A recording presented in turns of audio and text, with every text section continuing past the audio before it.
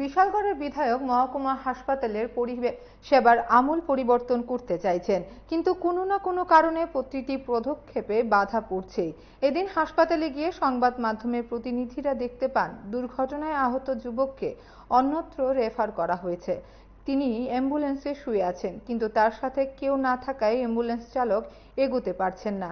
না হাসপাতালের কোনো কর্মী, না তার পরিবারের লোক, কেউ নেই।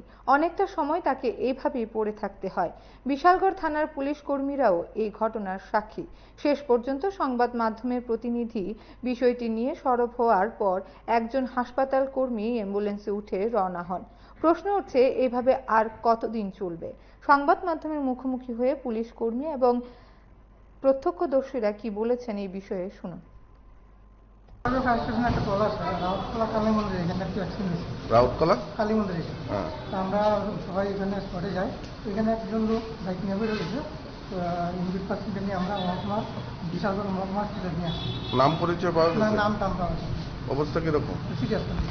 অ্যাক্সিডেন্ট হয়েছে রাউতকলা। কতক্ষণ ধরে পেশেন্ট আটকে আসলো অ্যাম্বুলেন্সের মধ্যে? আটকাইছে এরার গার্জেন আসছিল না, ওখানে দিয়ে দিছে। গার্জেন না থাকা কালে গার্জেনরা খবর দেওয়া হয়েছে, ওখানে অ্যাম্বুলেন্স লয়ে গেছে। এই হসপিটালে কোনো স্টাফ আসলো না? আসছিল, স্টাফ তো আসছিল। মানে তারা কেউ যাইতে রাজি না নাকি? এরা তো যাইতে রাজি না, স্টাফ তো ব্যস্ত আছিল, সবাই এনে লইয়াছিল। তো গার্জেনরা খবর পাওয়া হয়েছে, অ্যাম্বুলেন্স তো গেছে গিয়া যাইছে, এরা জীবিত যাইব।